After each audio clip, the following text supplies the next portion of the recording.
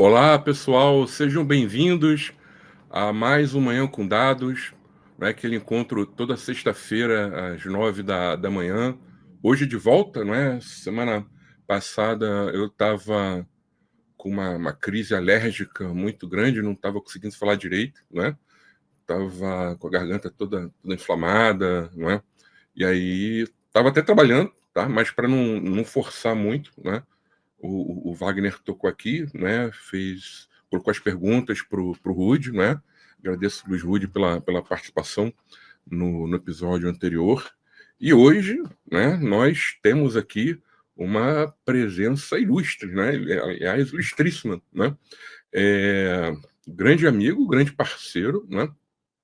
Manuel Dutra, seja bem-vindo, Manuel. Bom dia, muito obrigado pelo convite, Bergson, e é um prazer estar aqui com você, dividindo a nossa estrada e nosso conhecimento para que a gente possa passar um pouco da nossa vida com dados, né? A gente chama nossa vida com dados uma trajetória muito interessante. Mas vamos lá, bom dia, estou à disposição aí, Bom vamos dia, lá. Manuel. Seja bem-vindo aí ao Manhã com Dados. Tá?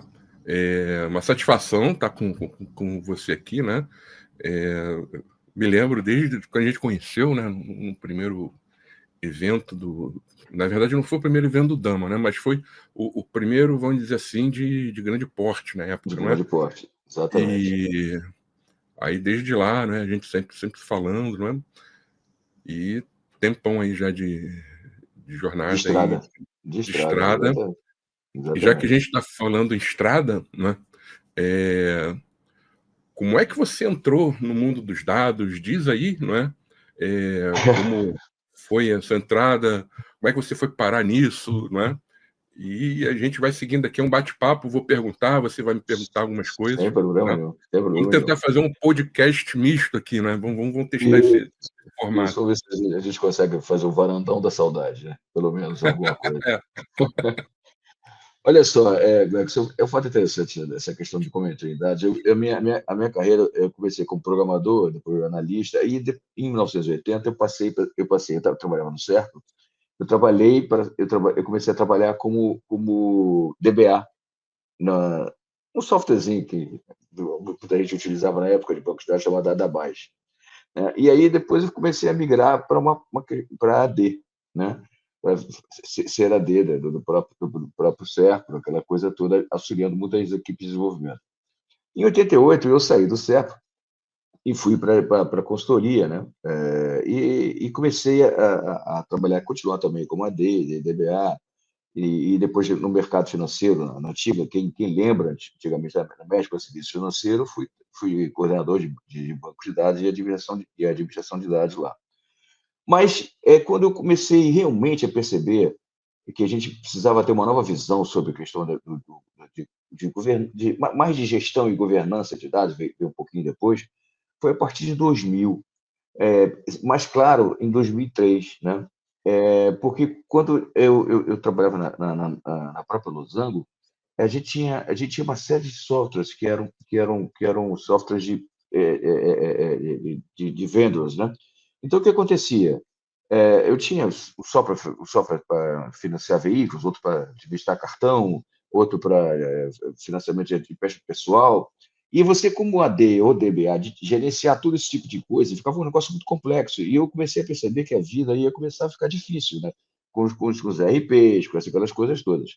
E eu comecei a pesquisar no mercado algumas coisas sobre como é que o mercado ia atuar nessa visão.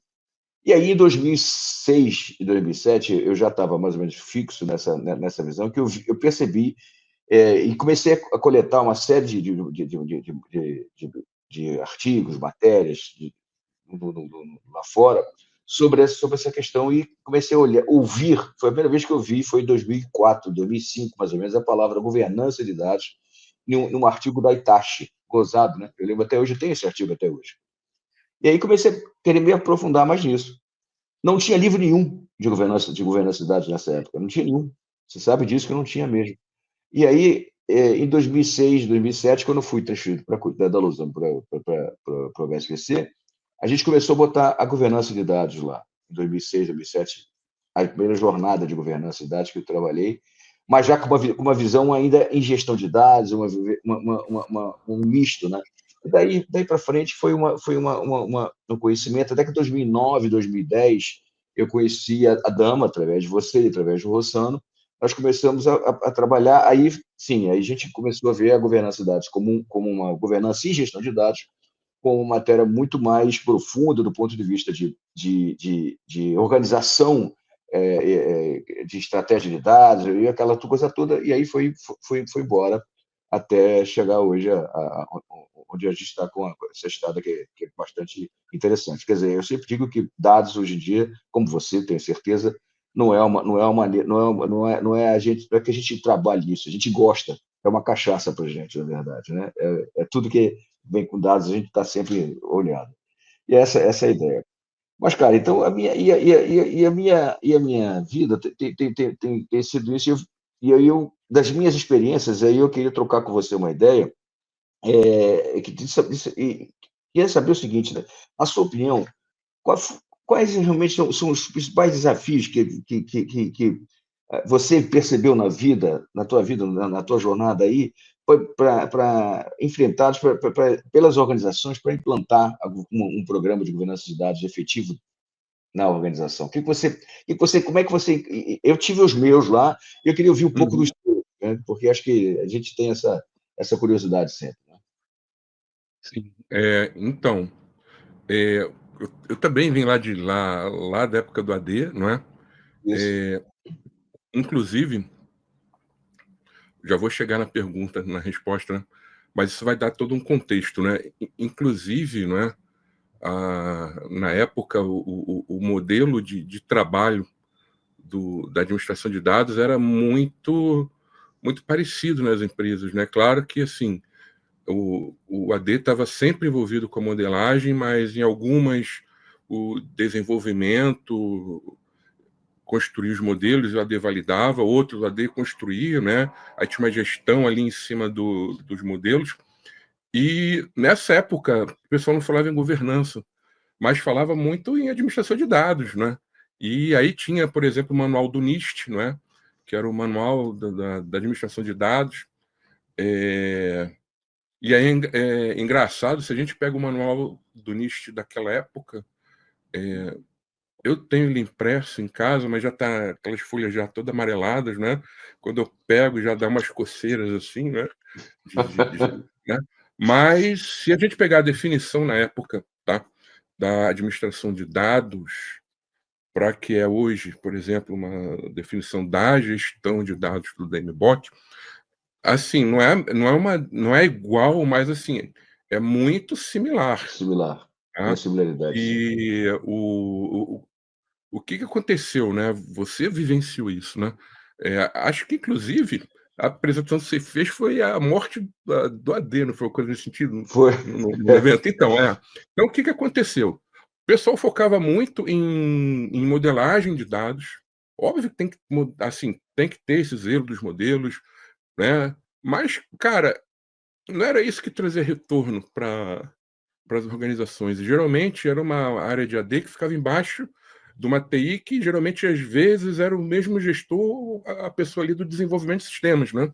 Então a AD sempre Total. tomava ali a pancada. É... E aí, com o tempo, isso veio decaindo, né? E hoje o que eu vejo, né? Eu vejo os programas de governança de dados, alguns, tá? Que o foco é a documentação. E aí vejo as pessoas gastam tempo, assim, tem que documentar, tá? Mas as pessoas gastam muita energia com isso e governar de fato, o pessoal esquece. Então, assim, entrando aqui na questão dos desafios, né? O, existem alguns, tá? O primeiro é as pessoas entenderem de fato o que é a governança de dados, porque tem muita gente que não sabe o que é e atua com isso, né? Então, é ter esse conhecimento. E, assim, falta de material não é, né? Porque, por exemplo, meu livro fala isso, né? Não é? Então, alguns bons livros também falam isso, né? Então, o primeiro desafio é que as pessoas realmente entendam o que é governança de dados. O outro, né? Eu costumo brincar, né? muito, né, eu faço uma associação, na verdade, né. Eu falo o seguinte: se uma empresa ela não tem um programa de governança de dados rodando, provavelmente ela sofre de uma doença crônica com os dados. E quando a gente está doente, aí trazendo para nossa vida, né, quando a gente está com algum tipo de doença, o nosso primeiro passo que a gente tem que fazer é o seguinte: ter consciência que estamos doentes e querer se curar. Porque não adianta, assim, por exemplo, o médico, né, por exemplo, a pessoa está doente, o médico vai lá, passa um tratamento para ela, né? Uhum. Não é o médico que vai seguir o tratamento, quem vai seguir é o paciente, né? Então, às vezes, você tem que fazer algum ajuste na sua rotina, tem que mudar a sua rotina de vida, e isso é complicado, e aí as pessoas não querem mudar. Aí acham que, cara, não, fui no médico, tá tudo certo. Não, você foi no médico, você sabe que tá com problema, né, e ele te passou um roteiro, né, para você se Tem que curar, mas você fazer. não quer seguir. É. Então, são basicamente esses 2 desafios, tá. As pessoas entenderem de fato, tem mais um, vou botar mais um, tá. O que é a governança de dados, aceitar isso, que existe a necessidade, e já com o programa começando, não é conseguir, né, isso não é tão difícil, vai dar mais trabalho, mas assim, conseguir levar para as pessoas envolvidas, ou seja, as pessoas que estão em negócio, por exemplo, a resposta da seguinte pergunta: "O que eu ganho com isso?". Porque essas áreas, elas só vão se engajar se elas acreditarem realmente que vão ganhar alguma coisa, porque assim, sendo bem honesto, qualquer tipo de trabalho hoje, né, as pessoas estão por aqui de trabalho, tá quase todo mundo morrendo afogado. E aí vai vir mais uma coisa que eu vou ter que me dedicar? Não, tem que acreditar que aquilo vai trazer um ganho para mim, senão eu não vou me engajar, é o normal. E as pessoas esquecem disso, né, então são esses 3 desafios. Tudo bem? É legal, o que você está dizendo é a geração do valor, realmente, né? O que você Uhum, tem como geração do valor. Eu tenho essa experiência comigo, né? Que é a experiência de que, como a gente demorou um grande tempo no HSBC, é, até antes de eu me aposentar de lá, é que a gente teve uma jornada, foram quase 4 anos, mas a partir do momento em que nós começamos a mostrar valor de uma forma interessante, eu lembro até hoje, eu fui procurado por uma equipe de desenvolvimento sobre a implantação do FRS dentro do HSBC. Porque a equipe de desenvolvimento estava com um prazo de quase 2 anos para implantar o IFRS. E aí chegaram até a mim e perguntaram: vem cá, o que você pode ajudar aí? Eu falei assim: olha, eu posso ajudar com isso, assim, eu tenho os dados assim, eu tenho uma qualidade de dados implementada, eu tenho um conceito de dados, eu tenho a gestão de metadados, eu tenho uma segurança. Era o tripé que eu tinha lá, né? E aí o pessoal, legal, isso foi no segundo para o terceiro ano, né, da governança de dados. Aí, por incrível que pareça, você tem toda a razão, porque o valor foi a redução de 2 anos para o quê? Para 1 ano e 2 meses de implantação do projeto. Isso reduziu muito, quer dizer, e com qualidade. Então, esse foi o principal ponto, entendeu? Então, eu concordo contigo nessa visão, entendeu? E aí a gente tem essa percepção, entendeu? E isso traz uma satisfação muito grande de você fazer parte desse processo, de você olhar que a empresa está ganhando com isso. Então, a ideia é, vamos escolher uma briga, pelo menos, para a gente brigar, para poder tentar diminuir custo, mostrar valor com isso aí. Essa é a ideia, entendeu? Essa é a ideia. Mas, cara, olha só, você recentemente fez uma pesquisa, e a gente fez em 2012, não sei se você lembra disso, uma pesquisa assim, de uhum. governança, sobre maturidade, governança de dados no Brasil, em comparação, no Brasil mesmo, né? Uhum, Mas eu queria saber de você, se você tem alguma visão. Como você sabe, eu passo um tempo em Portugal e um tempo no Brasil, né? Então, eu gostaria de ver a tua visão, que depois eu mostro a minha visão sobre o que eu estou vendo sobre governança de dados aqui e fora, quer dizer, fazendo uma comparação. Como é que você compara hoje a governança de dados, você sabe, aqui e nos outros países? Aí eu mostro, você fala a tua e eu falo a minha depois, para a gente dizer. Como é que você compara a maturidade da governança de dados em comparação aos outros países? Aqui no Brasil. Então, a pesquisa foi muito no no sentido de entender o perfil dos profissionais, não é? Uhum, E, assim, eu tive algumas surpresas, né? Na verdade, as pessoas colocam alguns mitos, né? Por exemplo, eu escutei muito, não é, que o mercado de governança de dados a nível de gênero era meio que desequilibrado, né? É desequilibrado no sentido, ó, tem mais homens do que mulheres. Não. As duas que nós fizemos estava bem ali, páreo a páreo, né? É, outra coisa que aí me assustou, mas aí é aquilo, né? Eu não vou entrar no mérito da exatidão dos dados, mas assim, na época, a segunda, a gente já tinha um percentual de pessoas desalocadas que eu fiquei assustado, tá? Era tipo, acho que 12. Eu falei desse número aqui exato, tá? Numa sessão uhum, do banco de dados. E aí a gente olha a taxa de desemprego é 6%, né? Aí você fica, pô, é o dobro. Aí o que tá fora? Será que a pesquisa que a gente fez está fora ou de repente esse número de 6% não está refletindo uma realidade, né? Conversando, né, assim, no dia a dia com as pessoas, eu já tinha uma ideia que estaria próximo de uns 10, mais ou menos. Por quê? Eu já vi muita gente boa ficar desempregada e durante algum tempo, assim, não estou falando pessoas que ficaram 4, 5, 6 meses, né? Mas não foi assim, do tipo, ó, saí na outra semana eu estava alocado. Teve pessoa que sim, óbvio, né? Até vi uma vez no grupo de WhatsApp, a pessoa saiu, aí 2 dias depois ela já estava uhum. alocada. Mas assim, o mercado, na minha visão, não está essa maravilha, tá? Agora, em relação a lá fora, o que acontece, né? Assim, eu não tenho uma visão de Europa, não é?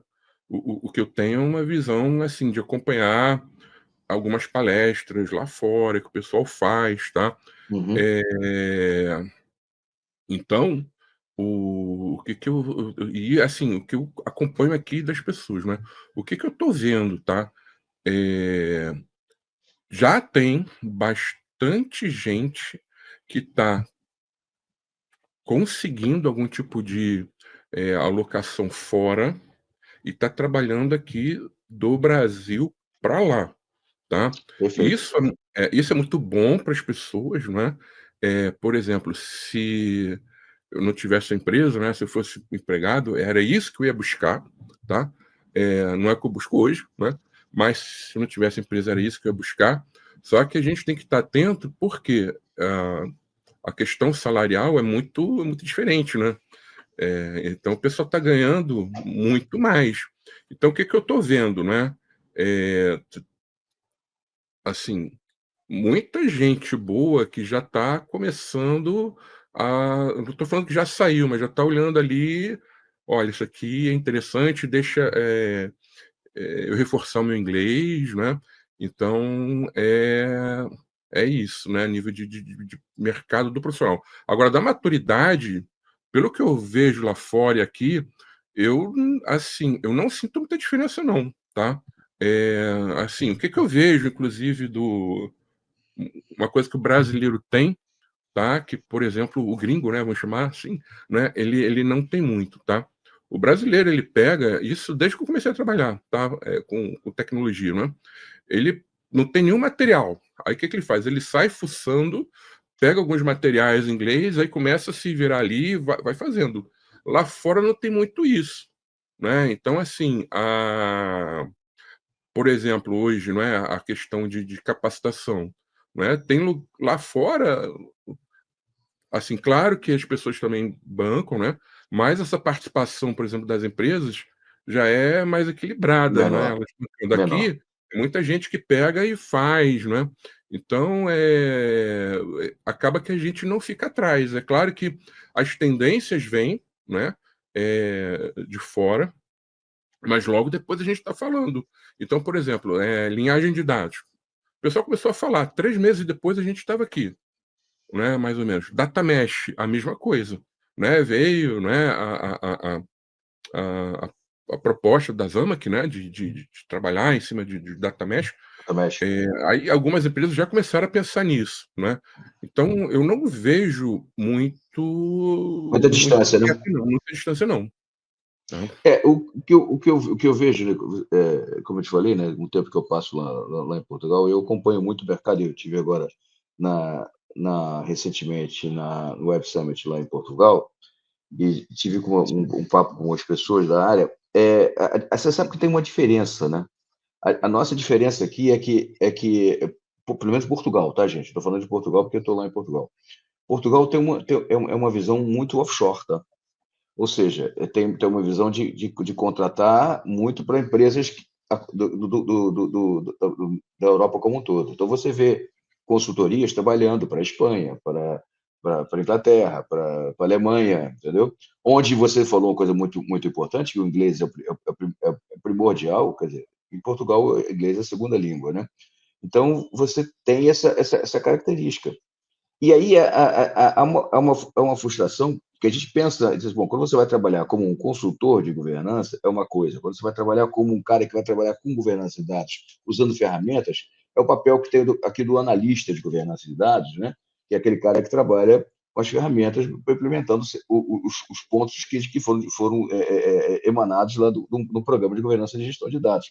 E aí isso que você encontra muito. É esse mercado que você encontra muito.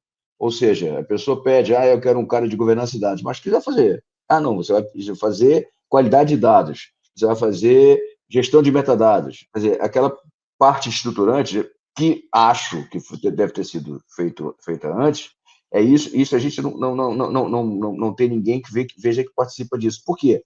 Porque é uma offshore, na minha opinião, né, na minha visão, isso já vem das empresas nas suas matrizes, né?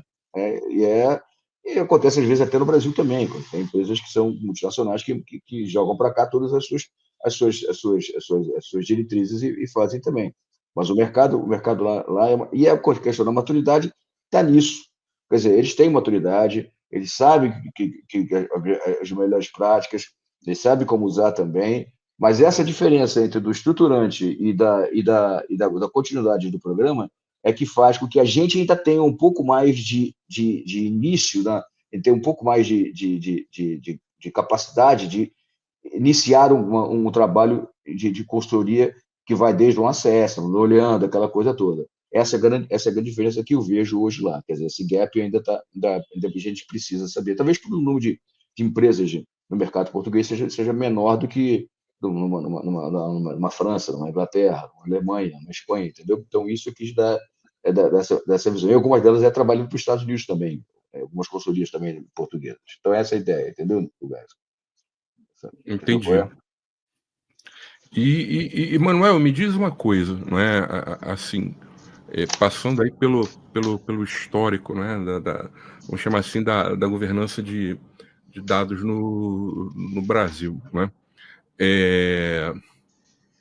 O que assim, vê se você concorda ou não, complementa aí, mas o que você vê, por exemplo, que, assim, de fato, não é, as empresas começaram a adotar, claro que de modo ainda bem,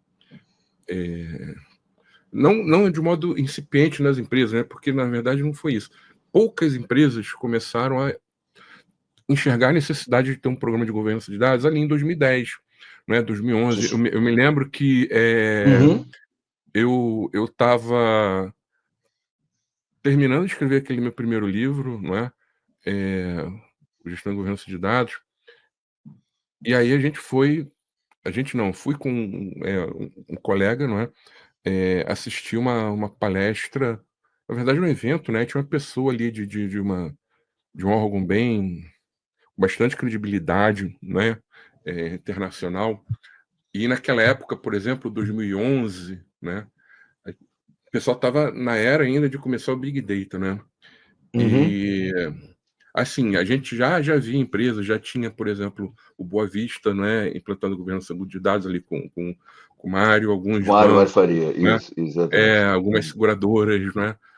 Na época eu trabalhava ainda como consultor em outra consultoria, né? Não estava. Eu tinha até a Beler Data aberta, mas não estava assim, Não era voo trabalhando solo, como né? empresa como é hoje, né? E aí eu me lembro muito bem que a pessoa lá pegou e virou e falou o seguinte: olha, esquece governança de dados. Agora é o data lake, não é? E existe o papel aí, né, o super-herói, não é, que é o cientista de dados. E aí o que aconteceu? Muita gente pegou, não é? E não tinha como fugir do Big Data, né? Assim, a tecnologia, gente, não tem como a gente não acompanhar, a gente tem que acompanhar. Não. Só que o que eu vi naquela época, né? Veio o boom do Big Data, e aí muita empresa meio que assim ignorou a governança de dados, né? Então Saiu saía fazendo. Saiu implementando, fazendo. vamos colocar aqui o nosso ecossistema Hadoop, era elefantinho Vambora amarelo e para aquele lado, não sei o quê.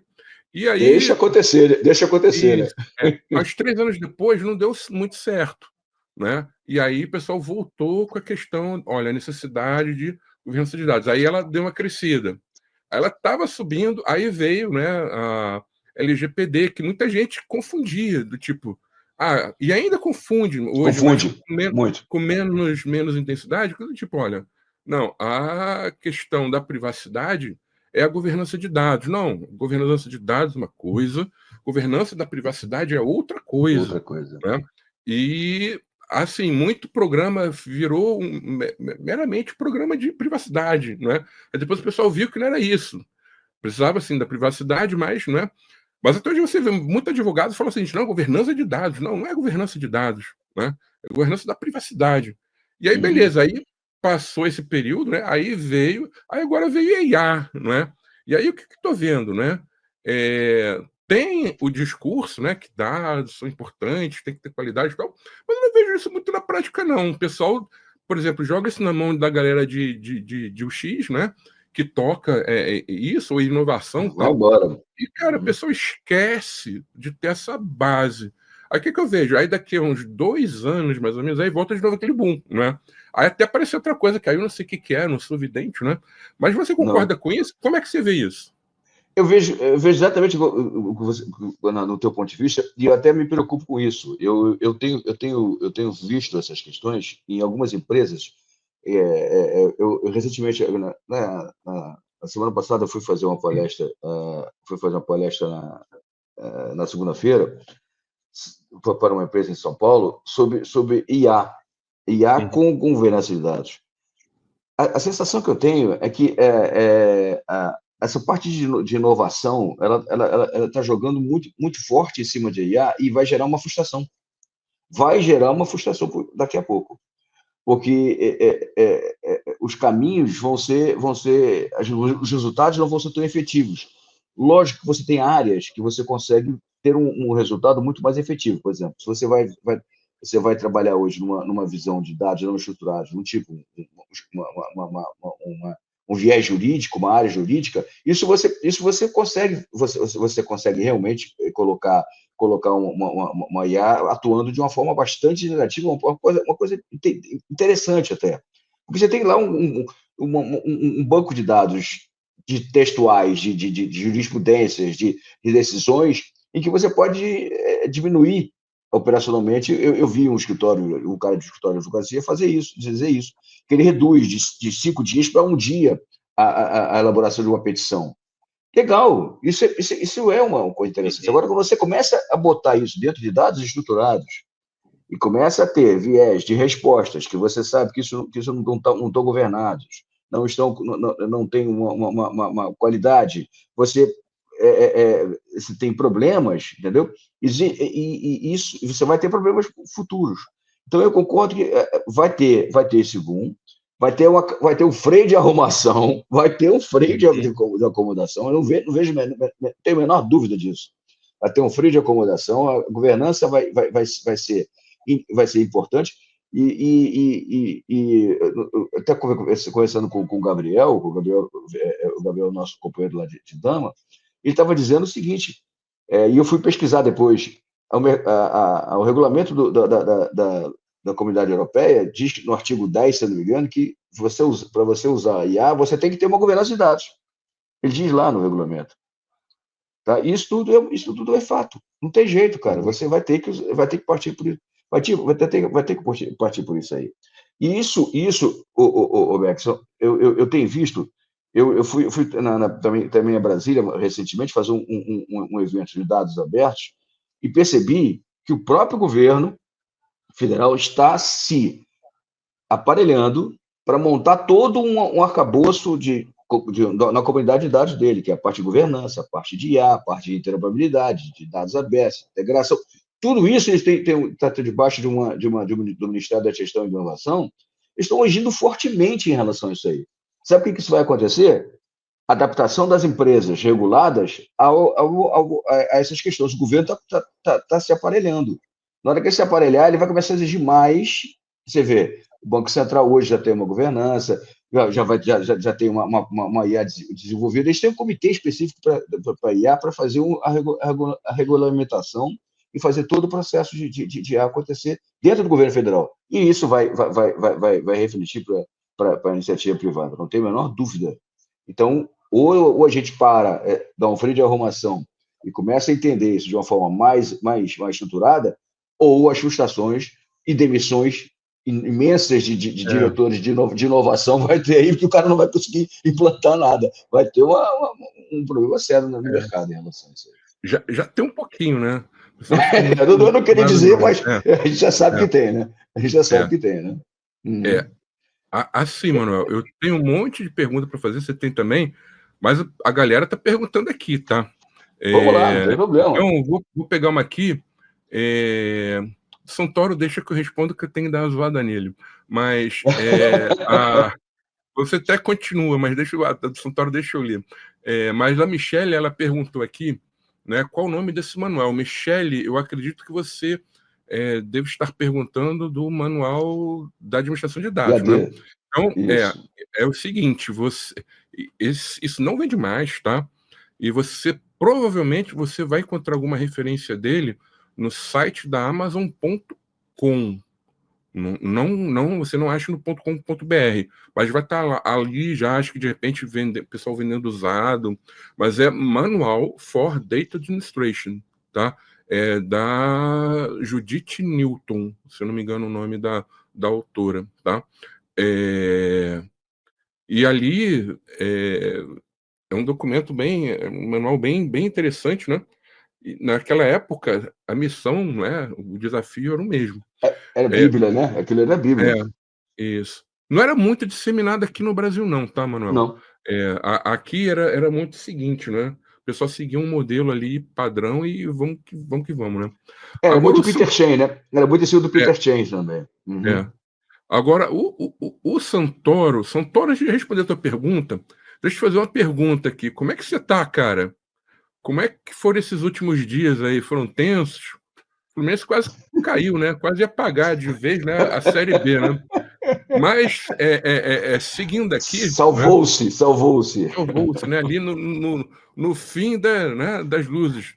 Graças ao Palmeiras, né? Mas vamos lá. Aí você responde, Manuel.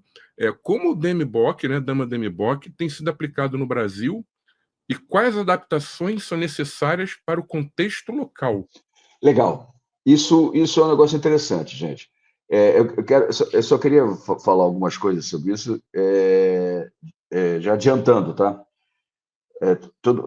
Para quem não sabe, a responsabilidade da produção do DMBOK é pela Dama Internacional. E a gente tem pressionado aqui no Brasil, nosso grupo todo, né, os cavaleiros aqui da Dama, temos pressionado de uma forma bastante grande para duas coisas acontecerem. A primeira é eles fazerem a tradução do DMBOK em português. E, novidade, já está sendo feito.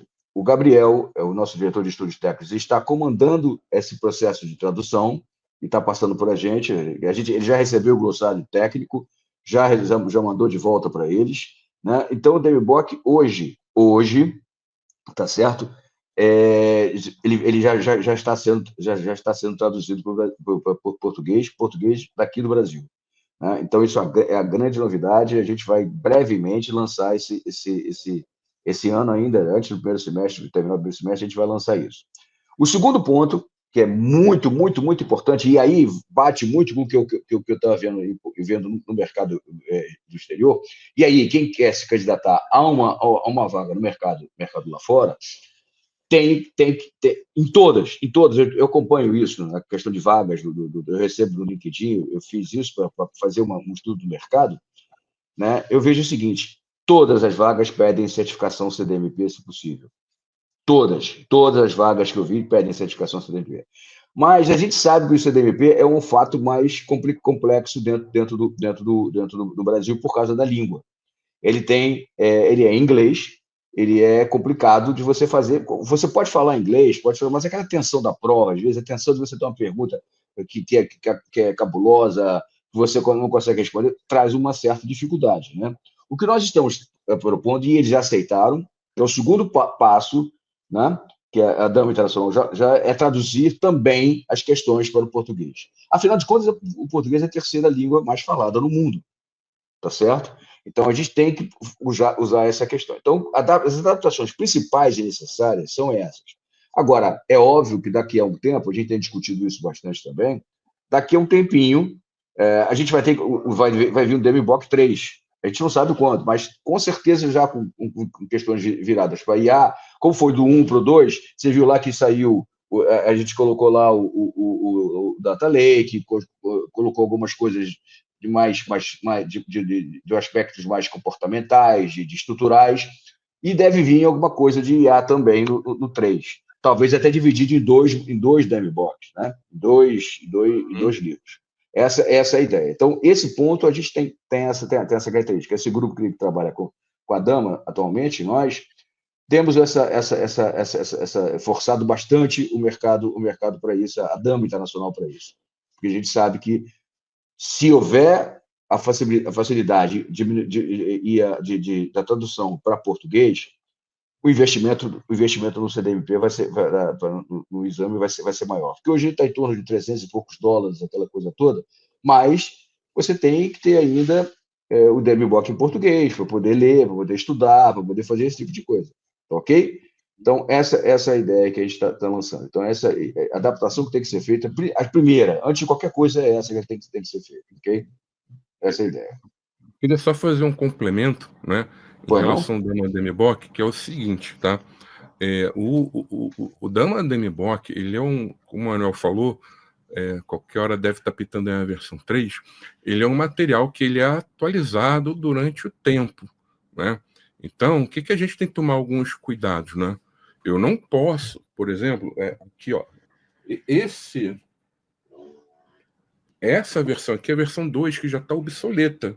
A versão atual, ela tem um amarelinho aqui, que eu tenho a digital. Aí eu não vou compartilhar aqui com vocês, tá?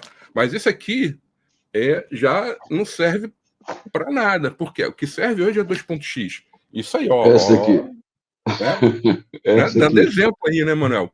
Agora, lógico. Assim, o que não pode, gente, é eu pegar e, assim, eu vejo às vezes coisas do tipo, eu falo, gente, que absurdo é esse? Eu vou lá, não é? Tipo, pego o DMBOK 1, que é antigo, tá? Ele ficou obsoleto, se eu não me engano, foi 17, eu acho. 2017. Quando 2017. A 2018, 2017 foi construído, 2018 já saiu do Brasil aqui em inglês. Aí a pessoa usa o DMBOK de 2017 e ainda tira foto, como se estivesse ali, né, arrebentando a boca do balão, e não tá. Tá obsoleto o material. Então, assim, tem que ter o cuidado de ter sempre em mãos, né, a versão mais atualizada, né? Outra coisa também, ele é um documento que é pesado de ler. Então, existe digamos assim, né, um DMBOK para gestores, que o nome não é esse, tá? Que é um livrinho mais fininho, tá? Isso aí. Que é o resumo do DMBOK. Então, às vezes, o que eu vejo, né? As pessoas falam muito em DMBOK, mas se bobear, elas não abriram uma página do DMBOK. E outra coisa que eu já vi também, Berger, as pessoas acharam que o DMBOK é um elemento técnico. Agora, se você encontrar uma característica técnica dentro do DMBOK, você está errado, porque não existe nenhuma referência técnica. Isso. Entendeu? Porque ele diz o seguinte, olha, aqui é um manual de melhores práticas nem sempre essas práticas se adaptam à sua A empresa. sua realidade. Então, é assim, eu não estou falando que todo mundo tem que ler o DMBOK, não é isso, mas assim, vai usar o DMBOK, entende como ele é, a estrutura dele e, assim, acesso ao material, né? Porque às vezes eu vejo que as pessoas falam e que se bobear nunca abriram uma página, entendeu? E isso é ruim, né? É ruim para o próprio mercado, tá? É, tem mais pergunta aqui, Manuel. Tem assim, tem a O do Júnior, né? Júnior Almeida. Qual a percepção de vocês sobre empresas que não têm clareza sobre a governança de dados? Tive a oportunidade de estar no EDW, Enterprise Data World, esse ano, e acredito que existem algumas iniciativas no Brasil que estão à frente. Perfeito. O Júnior, é o seguinte, 2013, 14, 15, eu tive no EDW e não fui mais depois da pandemia, e agora eu pretendo ir esse ano. Né? O Enterprise Data World realmente é a meca nossa de dados lá. Né? Você vê que a Dama está lá, a Dataversity, aquela questão toda. Realmente, você tem razão em algumas situações, né? Porque a adaptabilidade do brasileiro em relação, a adaptação do brasileiro em relação a certas situações, ela foge um pouco à realidade, né? O brasileiro precisa ser estudado por causa disso, né? Então, ele tem uma capacidade de se adaptar muito fortemente a algumas situações que não estão escritas em lugar nenhum, e a gente não consegue olhar de forma nenhuma. Tá? Essas diferenças, mas se você olhar, por exemplo,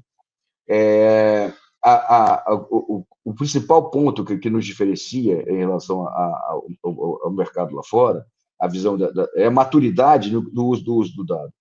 Entenda o seguinte, eu sempre digo isso nas minhas apresentações, e digo o seguinte, se você encontrar uma empresa igual a outra, que trata seus dados no mesmo nicho de mercado, nenhuma empresa trata igual a outra, trata os dados igual a outra.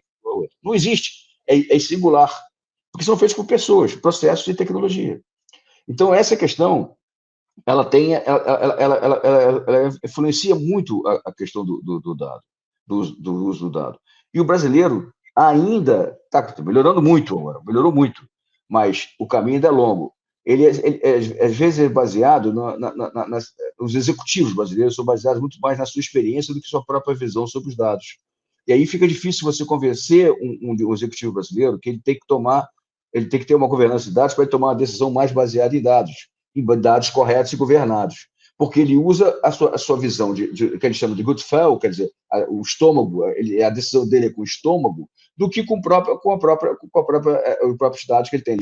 Na empresa X eu usava isso dessa forma, então ele tenta fazer essa comparação, mas esquecendo que nenhuma empresa é igual à outra. Então, essa questão do brasileiro é legal por causa disso. Nós estamos avançados mais em alguns pontos. Estamos sim.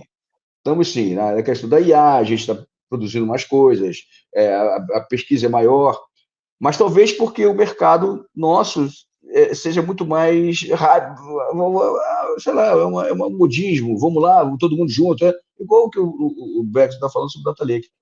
Mas há de se ter cuidado, e lá fora não, o passo é mais pensado, é mais, digamos, é mais medido em relação a custo e benefício.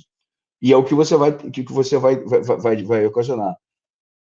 Vou falar pela Europa agora. A Lei Geral de Proteção de Dados da Europa, a RGPD, ela é rigorosa e muito rigorosa.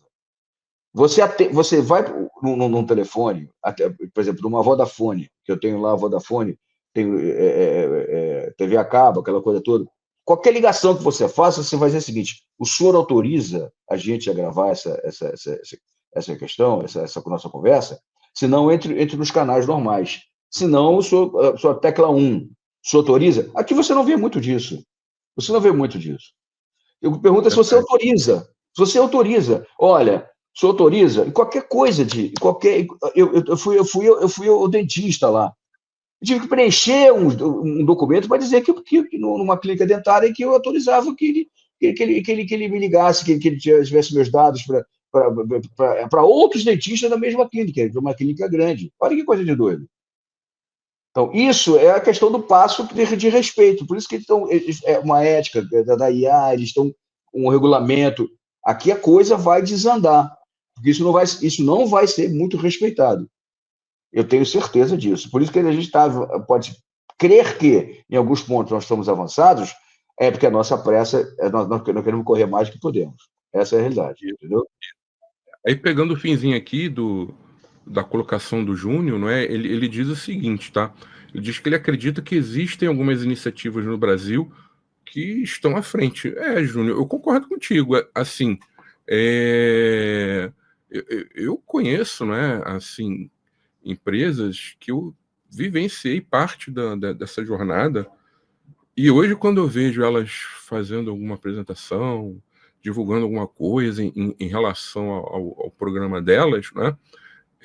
Dá um orgulho danado, né? Do tipo, dá aquela emoção, né? E Dever então tem cumprido, né? muito isso, tem muita empresa, tá?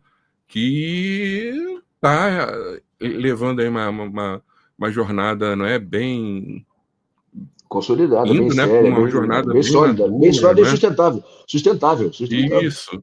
Então tem, assim, é claro que assim sempre vai ter um, não é? Tem uns invejosos aí, né, Manuel? Que de repente, aí a empresa vai lá, apresenta, não é?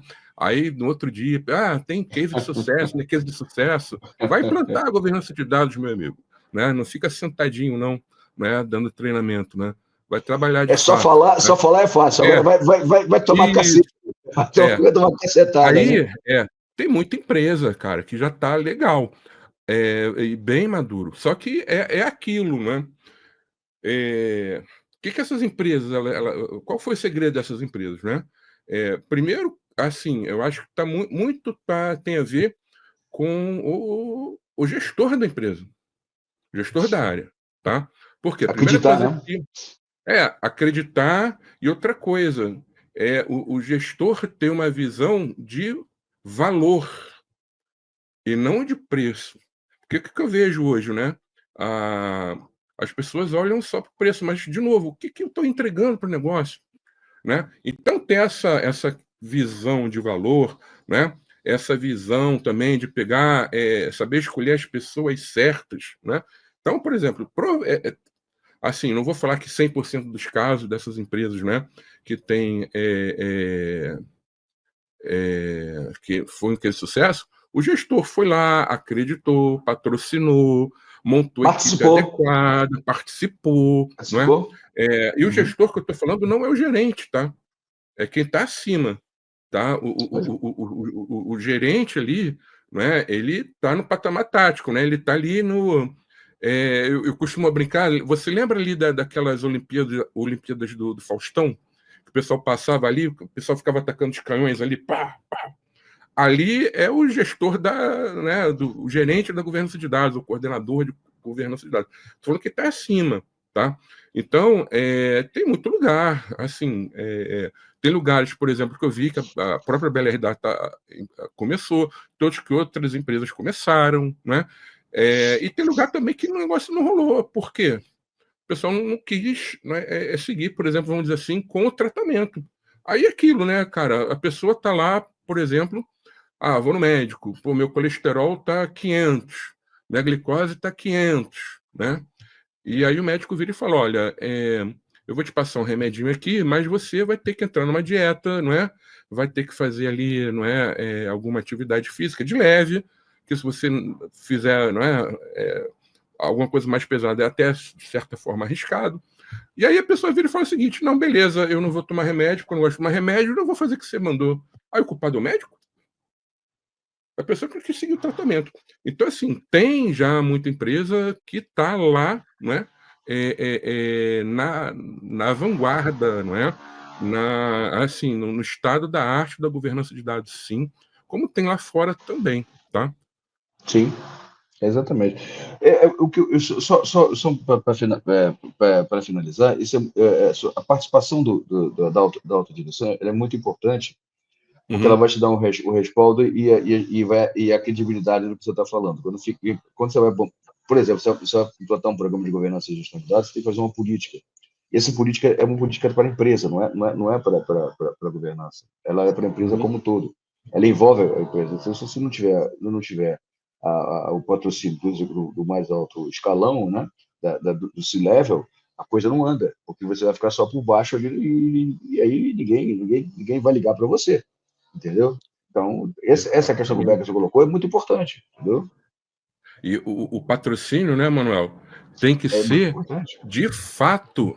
Não pode ser aquele patrocinador do tipo, vamos marcar uma reunião com o Não, patrocinador. Aí o cara só tem agenda para daqui a 4 meses, né? não Isso não vai funciona. patrocinar nada, esquece. Né? Vamos tentar outra pessoa. O patrocinador, ele tem que entender o que está acontecendo, ele tem que cobrar. Esse negócio não está como ele não quer, não é assim, ele não desejou. Ele tem que ir lá, ele tem que dar bronca ali, entendeu? Ele tem que defender, não é? E eu vejo às vezes que fica muito figurativo, né? Essa questão do patrocínio. Aí não tem Fica. como sair. Você não tem, uma das coisas que pode ser que eu esteja equivocado, mas é que eu não vejo muita ação e nem muita divulgação de CDOs nas empresas, ou seja, as empresas tem gente que muito mas se titula CDO da empresa, mas às vezes não tem essa força possível necessária para chegar para o executivo e dizer assim, não vai ser assim, vai ser assim. Entendeu? O CDO tem que ter esse papel de ser a ligação entre a necessidade de dados da empresa em relação a isso aí. Então, eu queria te ouvir um pouco, você tem rodado bem aí nas empresas, por que essa dificuldade do CDO se colocarem de uma posição mais positiva, de executivo mesmo? Ele tem que ser um executivo, ele não pode ser um C-level, ele não é um cara que vai ficar ali, né, intermediando confusão, conflito. Não, é um cara que tem que ser estratégico, ele é estratégia, ele define a estratégia de dados, ele define tudo, como você já falou. Então, eu quero saber o seguinte, por que a gente não vê isso ainda no Brasil? É porque a gente ainda tá, sei lá, faltando alguma coisa para empurrar esse negócio? Sei lá. Então, a primeira questão que eu vejo é a questão do conceito, né? Assim, CDO, ele está no C, o C vem do C-level, né? Então tem Deslevel. que estar acima. Então, o que eu vejo às vezes, né? A empresa ela não tem essa posição. E aí a gente tem, Uhum. às vezes, por exemplo, alguém que está numa gerência e se denomina ali, E por não é exemplo, como. CDO, não é? Às vezes põe assim, head. Aí head, mas pô, o head é o cabeça, né? O head está lá em cima. Aí o head é uma Uhum. gerência. E aí o que acontece, não é? O CDO ele é importante para levar o tema dados, aí eu não estou falando de gestão de dados, estou falando de dados como um todo, Um tá? todo. Uhum. Para levar, assim, para a discussão no patamar executivo da empresa. Então, quando você pega uma empresa, não é? E ela tem ali os seus, as pessoas que estão nesse level, aí tem o CEO, o CIO, né? COO, o CDO, o CTO, né? Tem os, C- CFO, tem os, C, blá, blá, blá, blá, blá. Toda essa galera aí está em posição de diretoria. Aí você ter alguém nesse grupo, não é, representando os dados, é importante, porque esse público, minimamente, uma vez no mês, por exemplo, eles se reúnem, não é? Porque toda empresa tem uma hierarquia, tem presidência, tem um conselho, e assim, a presidência ela vai conversar, não é, com os diretores. É como se a gente tivesse uma equipe, né? Eu fiz essa reunião da equipe ali também, né? E aí essa pessoa ela tá ali, então ela vai brigar pela questão dos dados, vai defender, vai levar o que está pegando, vai levar o que vai ser entregue. Quando eu estou ali numa gerência e me denomino, por exemplo, CDO, eu não tenho nem acesso a essa reunião. Aí fica complicado, né? Então é melhor assumir, tá? Que Não, não que não tem o tem. CDO, porque, assim, uma coisa é fato também. Quando a gente fala em gestão e governança de dados, ter um CDO na empresa facilita, mas não é um impeditivo de eu ter um bom Você vai ter uma programa. governança. Não, é um Eu bom posso programa, ter uma não boa é. Não é. governança sem um CDO, mas aí vou estar subordinado, por exemplo, a alguma diretoria, ou uma diretoria de negócio, uma diretoria de tecnologia, uma diretoria mais ligada ali a riscos, compliance. E aí essa pessoa vai estar fazendo esse papel, mas essa pessoa ela não é o CDO. Não. Tá? O que eu tô dizendo, a gente vê muito isso, é porque o CDO ele tem que agir na estratégia de dados, como você já falou, aliada à estratégia de negócios. Então, quer dizer, se ele é um C-level, ele sabe qual é a estratégia de negócios. E muito bem, se esse CDO está com um gerente, ele não consegue enxergar a estratégia de negócios lá no board. Ele não consegue. O que o presidente quer como estratégia para o ano de 2025? O cara, ninguém sabe. Agora, se o cara é Recebe CDO pronta já, depois que foi definida. ele sai pronto, É, ele vai ter que se virar para é, isso. Então, isso aí. e às vezes fica difícil dele colocar. Então, o CDO tem esse papel de colocar a estratégia de dados alinhada com a estratégia de negócio e jogar para baixo e dizer o seguinte, legal, olha, e reforçar a governança de dados em relação a isso aí. E apoiar a governança de dados em relação a isso aí. É que eu vejo. Né? Isso que para mim, o papel importante dele é esse. Tá?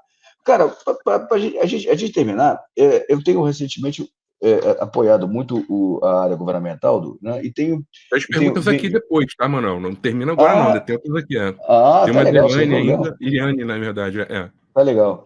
Eu só Mas quero vamos lá. dizer o seguinte, veja bem, como é que você vê que a governança de dados hoje, né? Umas questões que eu tenho acompanhado bem na área governamental, ela vai agir, vai ter uma visão muito positiva na vida do cidadão. É isso que, quer dizer, o que você, a governança de dados, ela vai facilitar a vida do cidadão no dia a dia. A gente vê muito essa necessidade dele, porque políticas públicas, isso, aquilo outro. A gente precisa saber exatamente qual é a ideia. Eu queria saber a tua ideia, a tua opinião sobre essa visão. O que a governança de dados pode ajudar? Vamos lá. Não, assim, a governança de dados pode ajudar para as pessoas na sociedade, isso é fato, tá? Mas eu vejo hoje, não é? Vamos falar assim, quando as coisas elas são muito regulamentadas, né? Vamos dizer assim, por exemplo, a LGPD, né? O que acontece hoje, né? Por exemplo, desde o ano passado, o meu aparelho, né, de celular, por exemplo, se você me ligar, eu vou atender. Se alguém que está na minha agenda me ligar, eu vou atender. Agora, se entra algum número, está me ligando, eu não sei de quem é, eu nem atendo, sabe por quê?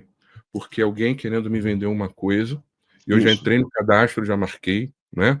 É alguém querendo dar um golpe, compra no Nubank, compra no banco. O E assim, às vezes, Bradesco, eu canso de fazer isso. e Isso. assim, são sempre assim, são bancos onde tem uma relação.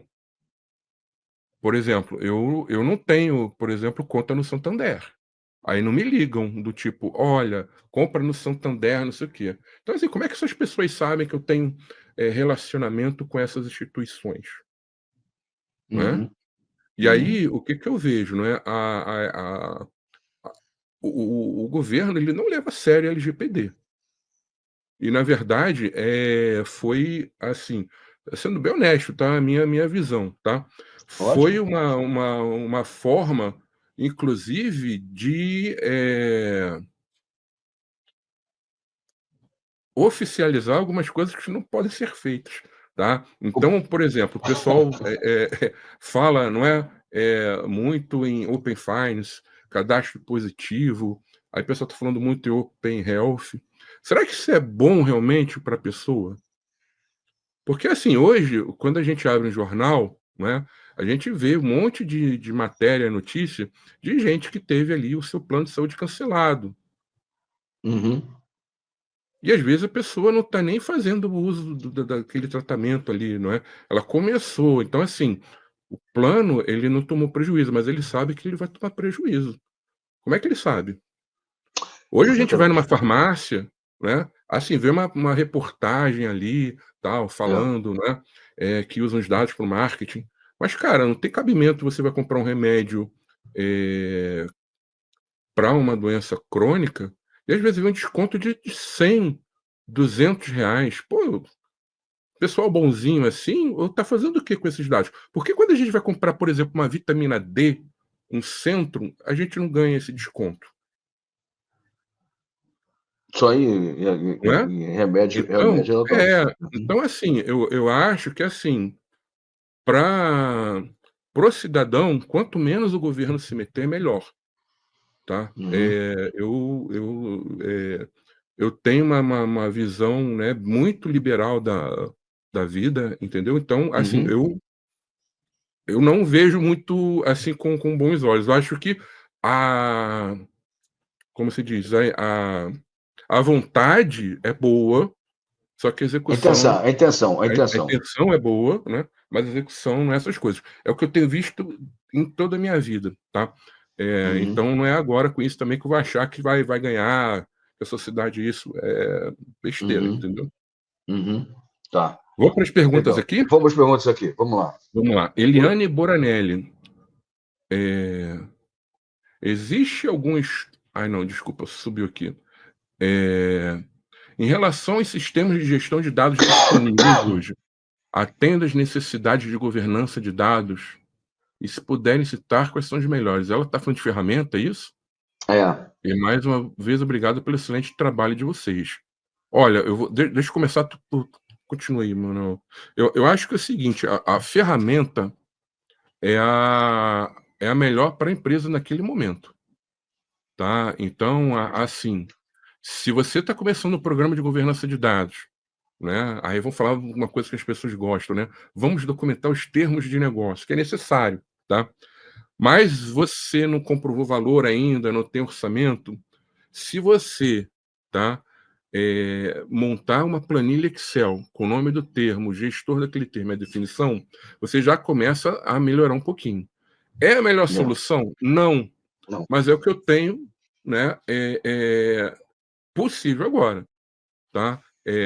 Mais na frente, vou tentar comprar uma ferramenta, uma solução, beleza, estuda qual é a melhor, né, que se Matura, encaixe melhor matura. na sua empresa, né? Porque assim, não existe uma melhor que a outra, tá? É muito nesse sentido. Uma coisa só que eu não gosto, mas assim, eu tenho, por exemplo, clientes que usam e assim, eles conseguem se dar muito bem, conviver bem com isso, às vezes você pegar e customizar. Você pega uma ferramenta free, né, e dá umas customizadas ali e tal.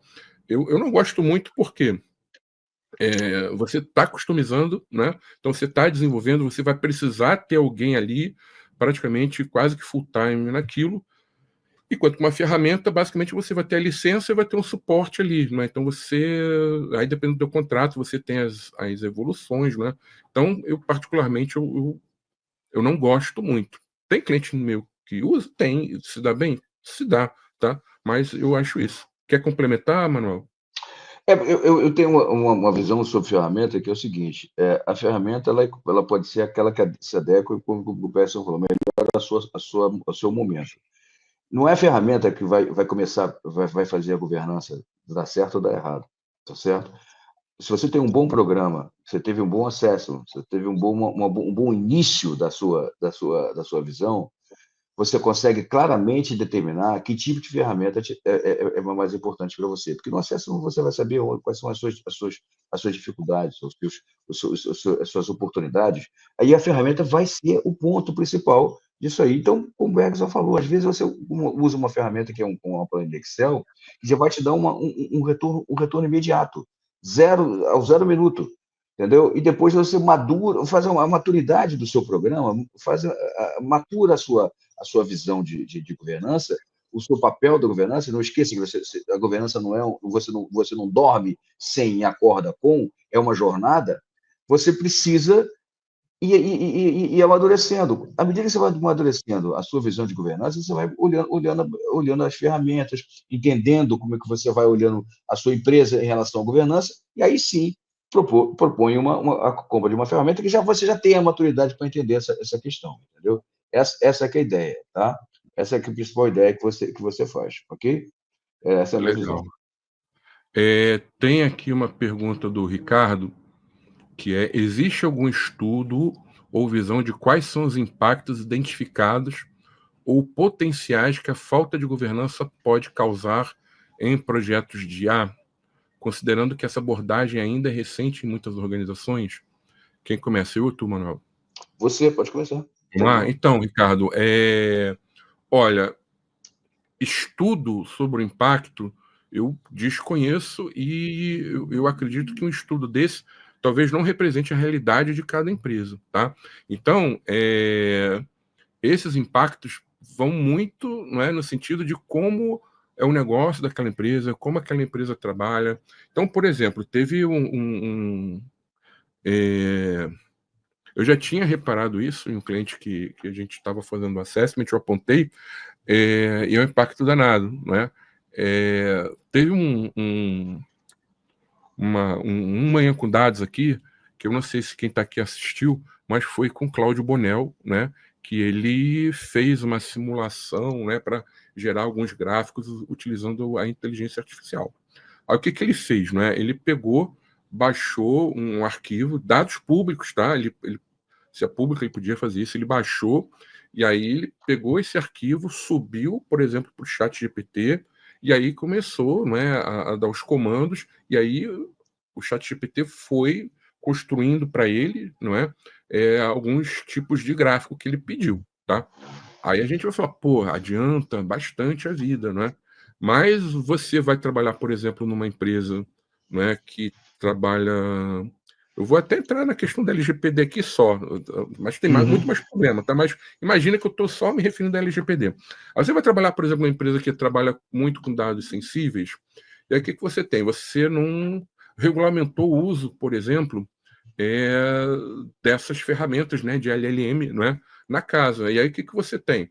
Alguns analistas de dados que usam, por exemplo, uma licença pessoal do ChatGPT.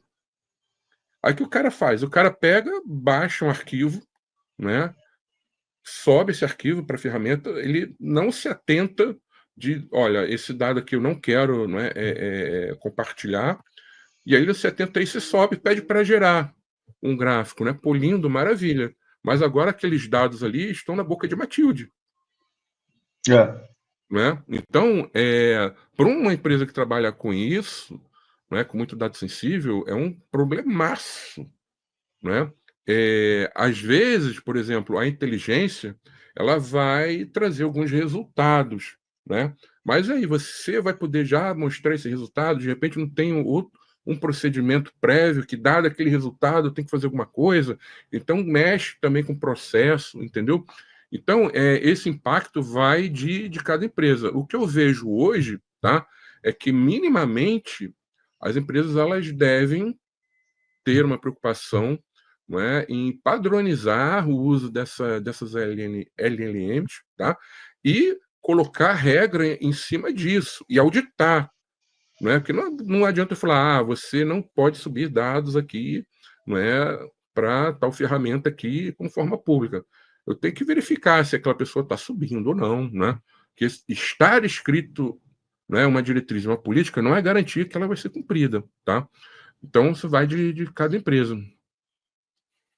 Porque você depende muito das pessoas aí, gente. Não É. esqueçam isso. Eu falei muito sobre pessoas, processo e tecnologia por causa disso. Então, isso, quando você tem a pessoa, envolve a decisão de cada um sobre o que vai fazer com aquele dado. Mesmo que você tenha uma política, cara, não adianta. O cara, a gente brinca, né? Se você não precisava de Constituição, não precisava de nada, se todo mundo obedecesse os 10 mandamentos. Acabou. Então não tinha problema mais nenhum na vida. Agora, as pessoas fogem aquilo que está escrito. E aí o viés não, vamos botar esse dado aqui porque a gente vai ter essa informação. E é cruel, né? Quando você usa isso e gera um impacto muito grande. Então, a governança, pelo menos, ela te dá uma barreira inicial para tentar. Ela não vai coibir, ela vai te chamar a atenção sobre certos aspectos e dizer, olha, gente, isso não tá, isso está fora tá Uhum. fora do contexto. Então, ela é a primeira barreira, tá certo? Agora, se o cara quiser usar, ele vai usar, não tem jeito nenhum. Vai fazer e vai fazer o que ele quiser. Mas a governança de dados, ela é a barreira e ela é o ponto que pode reportar para elementos, para C-level, para o que for da empresa, um tipo de uma auditoria, de um compliance, esse tipo de situação. que ela faz parte desse ecossistema inteiro. Então, isso é importante, tá? Vai usar? Vai. Não tem jeito nenhum. Mas tem que tomar cuidado com isso. E esse impacto é muito grande, né? Isso é que é o impacto que eu chamo. Esse vai ser o maior impacto. Na minha visão da IA, todo mundo vai começar a fazer um monte de coisa, não vai muito se preocupar com isso, e esse vai ser o maior impacto na sociedade em relação ao ser humano, ao ser, a pessoa, o uso indevido da IA, usando esses dados, o uso indevido de dados para fazer todas essas questões, ok? Beleza? Para fechar aqui, depois a gente vai um bate-bola rapidinho aqui, mas para fechar o Santoro, tu quer que eu te zoe, né, Santoro, com o Fluminense, mas vamos lá. Dada a hora que eu vou passar batido, não vou te zoar. Existe algum caso de uso recente no Brasil ou no exterior que você considera um exemplo inspirador de inovação em governança de dados? Cara, essa pergunta é uma perguntinha difícil, mas nos Estados Unidos você tem um monte deles.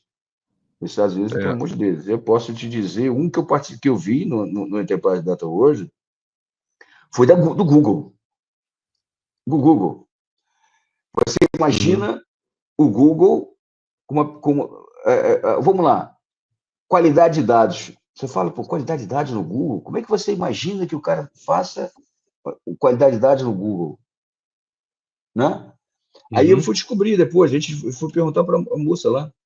É o seguinte, ele antes de botar alguma no buscador dele, alguma resposta relativa a algum ataque, aquele conta lá diz assim, já, eu quero saber a empresa X, as respostas, inclusive, ele valida se aquele link que ele vai mostrar, aquele link, ele tem credibilidade com o que ele está dizendo.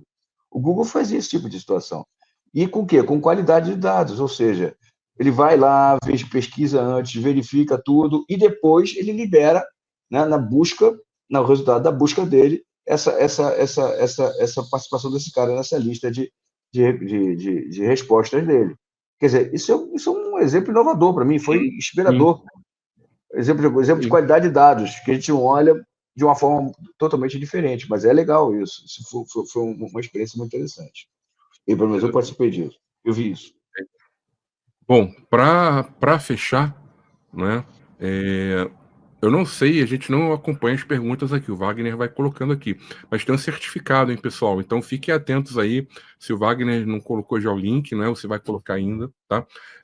Mas vamos fazer um bate-bola aqui, rapidinho, Manuel, para fechar. Fala, vamos lá. Pergunta curta e rápida, tá? E, assim, é mais sobre a vida, né, assim, sobre a nossa vida. Então, vamos lá, né? Como bom flamenguista, Gabigol ou Nunes? Gabigol. Nunes. Vamos lá. Se não trabalhasse com governança de dados, trabalharia com o quê? Comentarista esportivo.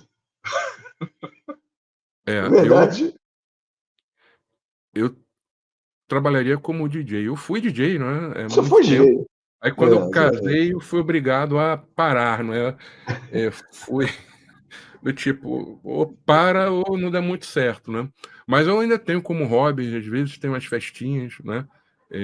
Isso é bom, isso é bom. Com os amigos. Eu gosto muito de futebol, eu vejo muito futebol e gosto de comentar muito futebol. Meu filho que não gosta muito de assistir jogo de futebol comigo, não, porque pô, deixa eu ver o jogo, pô, deixa eu ver o jogo. Eu comento futebol, né? Pelo menos isso. Beleza. Curioso, calor né? Ou frio? Bicho, calor. Eu chego frio, chego que eu passo quando eu estou em Portugal. Não aguento mais, não. Tô reclamando do frio. Fugi do frio agora, lá. Eu prefiro frio, né? Não o frio forte, né? Mas. Vai lá, tá 0 grau. Lá tá 0 grau. Lá em Braga tá 0 grau. O friozinho de 5, 10 graus tá. Não, também. Lá em Braga tá 0 grau. Tá bom, bravo. Né? Legal, cara. A gente tem essa ideia. Vamos lá, cara. E hoje. Fala aí você. Não, e hoje, cara, que você vai sair de férias, que eu sei. O que você vai fazer nas suas férias, cara? O que você vai fazer? O que você mais vai fazer nas suas férias? Você vai para algum lugar aí, mas o que você vai fazer mais vai gostar de fazer? Essa de agora, eu vou ficar igual um jacaré né, na praia, só com o olhinho de fora, assim, E o copo olhando de. para lá, para cá, entendeu? Bebendo os Danones, né? Também que ninguém é de ferro, né? Mas eu Exatamente. volto no início do ano. Que Então, bom, gente, cara. adiantando aqui já, o Manuel Aproveite, comentou, né? aproveite. A próxima sexta-feira a gente terá aqui a presença do Gabriel, Grande mas quem vai Gabriel. estar com Gabriel, né? Gabrielzinho, eu Gabriel sei. Bernalha, e quem vai estar conduzindo, né, uma comunidade vai ser o Wagner, tá? O Gabriel vai fazer uma apresentação, e o Wagner vai estar colocando as perguntas. Gostaria de agradecer a vocês, né, pela presença, tá? Sempre muito gratificante, né, tá aqui. Acompanhe a plataforma Digital Edu, né? Façam seu cadastro, além de dados, né? Tem outros temas bem interessantes, né? Gerência de projetos, inovação, tem muita gente boa também fazendo como âncora, não é? E acompanhe a página da Bela Herdada também no LinkedIn, né? Nosso canal no YouTube. Depois esses vídeos a gente sobe também para o YouTube, a gente faz alguns cortes, joga na nossa página do LinkedIn, tá? E agora, não é? Agora é só ficar no preparo para entrar de férias, né? Ainda tem o resto do dia, mas eu já estou já começando aqui Fazer a mala. a fazer a mala, exatamente. Beleza, pessoal? Beleza. Agradeço a todos, Então, agradeço o convite, Bergson. Muito obrigado. E para eu acho que vocês, não é com dados até ano que vem, tá? A gente volta muito obrigado, em gente. janeiro, né? Eu vou deixar a musiquinha aqui para vocês, né? Acho que o Wagner deve soltar aí, né? Se ele não soltar também, beleza, a gente pega e encerra aqui. Vamos lá, Wagner. Então, beleza, pessoal. Vamos lá. Grande abraço a todo mundo, né? A gente se encontra eu com vocês no próximo ano. E sexta-feira que vem tem mais uma manhã com dados aqui com o Wagner puxando, Gabriel, beleza? um abraço, gente. Um Obrigado. abraço. Game, game start. Apatı, apatı, apatı, apatı, apatı, apatı.